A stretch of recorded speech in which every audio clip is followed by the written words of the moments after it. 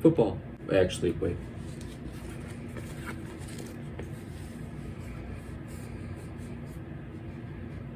Now football. Hello, it's Kenny Havoc. So, quick announcement before we get started. This is going to be kind of a soft relaunch for the second channel because, as many of you know, I'm still in college, and I need money.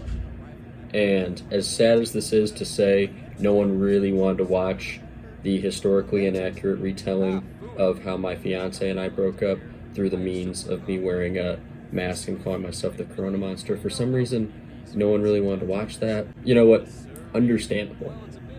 So with that in mind, I'm going to try to revamp the channel into things that I'm more appreciative of, I guess I could say. Because on my main channels, some of my more viewed videos are my predictions for the Stanley Cup Finals, where I get it wrong every year. That's usually like some of my better videos. And really, the whole point of having a channel is to do content people want. So, people want sports stuff, that's what I got. So I'll be trying to do my predictions at the start of each week before the Thursday night game, and then seeing how well I do. Probably getting a lot of Browns ones wrong, but we'll see. We got the Cowboys versus the Eagles. So, Dallas has had some pretty weird trades in the last 6 months. Obviously, the Micah Parsons trade's the worst one since, well, the one before. And then the only Dallas team I actually cheer for actually had a pretty good one where they traded for a player instead of trading away a player. So that's nice. I don't think that this Cowboys team's going to be as bad because Dak, 2 years ago, he was leading behind Lamar for MVP votes. Having CeeDee and now Pickens with him, the offense is going to be good. Just the defense that'll suck. So I'll take the Eagles, but don't expect this to be a squash. Now Chargers, Chiefs, the Friday night game in...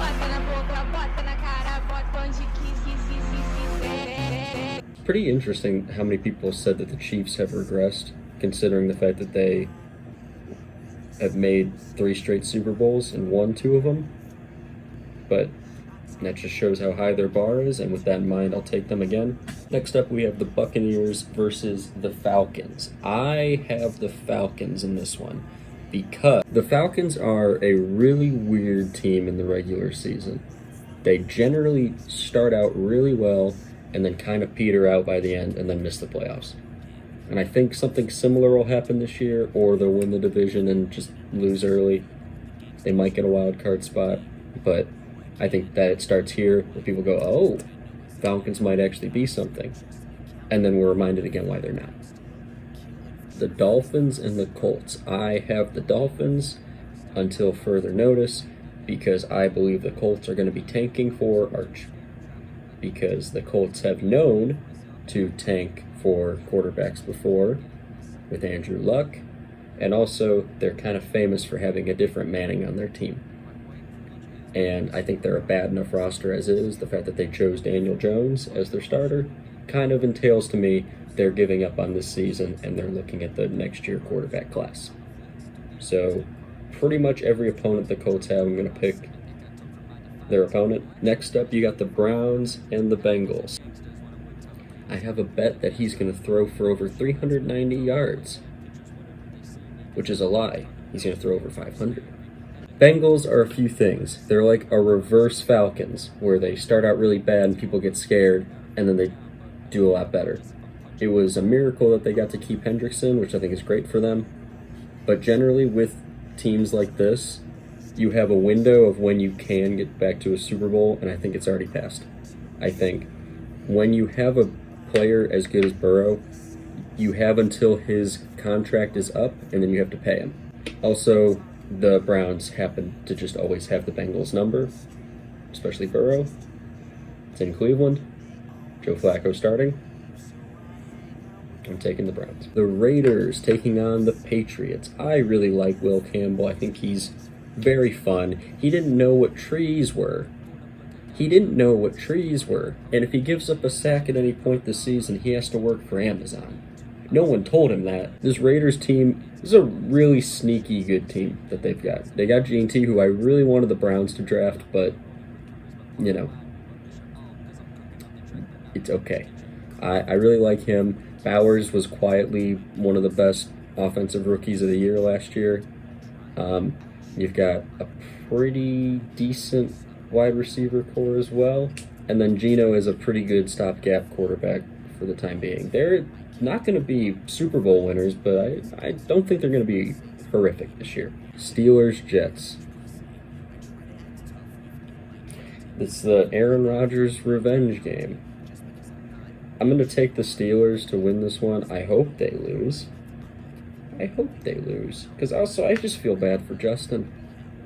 Oh yeah, this is the Justin Fields revenge game too, I guess.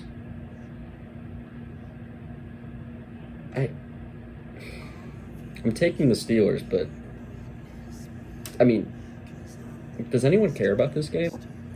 The New York Giants versus the Washington Commanders. I am very mad that the Giants cut DeVito, because if they didn't, that would be my favorite quarterback room ever. Because you had Jackson Dart feeding Jameis the W. It was beautiful. I really liked Jameis last year. Wish we could have kept him, but we got Flacco, who's better. Obviously, I'll take the Commanders on this one. I think Jaden Daniels had probably the best offensive quarterback performance for a rookie ever. Like, at least top 5 all time. And they're my low-key Super Bowl pick. What I say about the rookie quarterback contracts. Next up, we have the Cardinals and the Saints. Now, if I had to put actual money on who I thought the worst team was going to be, I would say the Saints. Their quarterback room is shocking. This is what happens when you avoid the cap for, what was it, 2 decades or so? Yeah, I'm going to take the Cardinals. Panthers, Jaguars, a battle of the cat expansion teams that came in the league the same year, I think. Yeah. Bryce Young was quietly playing some really good football toward the end of the year, and the Jaguars, I pray, go 0-17. Not because I don't like the Jaguars, but because the Jaguars have given the Browns their first overall pick next year. So if they are the worst team in the league, the Browns could win the Super Bowl and get the first overall pick. So biasly, I'd like to pick the Panthers. I think the Jaguars will be better this year. But I think the Panthers will get the upset here. 49ers, Seahawks. I have the 49ers. I think they were one of the most unfortunate teams last year. They were injured every single where. And yeah. Lions, Packers. Now this is an interesting one, because the Lions have arguably the hardest schedule in the entire NFL this year for every single thing they did right last year.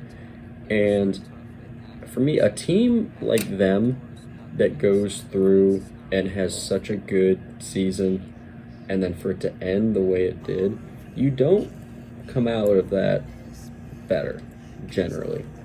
You come out of a loss like that worse in some way. I'm not saying the Lions are going to suck this year, but that's not a loss that you're just brushing past. That's a loss that's, you know what I mean? So I'm actually going to take the Packers here. Also, I mean, Micah Parsons. Come on. Texans, Rams in a sneaky good matchup here. This is going to be actually, I think, one of the better games of the week. Just simply because, like, the Rams, what they were able to do, where after they won the Super Bowl, their first pick was in the 5th round. They were really hampered by what they did. Which, fair enough, you got the Super Bowl, but no future. But they were able to turn that around and actually give themselves a pretty good future. Stafford's on for another, I believe, 2 years. Correct me if I'm wrong.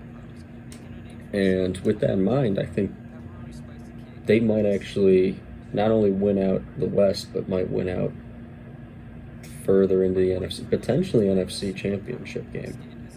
So with that in mind, I'll take the Rams. Primetime game, Ravens, Bills. I want to pick the Bills. And I will. Josh Allen, this is his year. he is going to the Super Bowl this year. I'm gonna do it now, so that way nobody can say anything otherwise. As of right now, my Super Bowl pick, Bills, Commanders. Finally, Vikings, Bears. The Vikings shocked every single one last year by somehow going 14-3.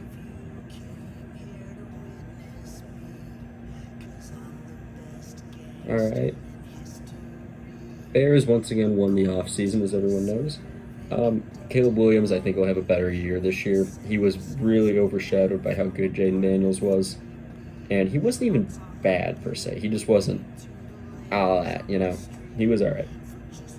So I'm going to go for the Bears here. McCarthy, I feel really bad for because you see, like, how everyone was really hyped for him, and then he gets hurt for the entire year, and like, oh man, now we have Sam Darnold, and then he balls out, and we're like, okay, that's my picks for this week. So I'd like to go over what I'm going to be calling like my games of the week. We're going to have my prediction for best game, worst game, and sleeper game of the week.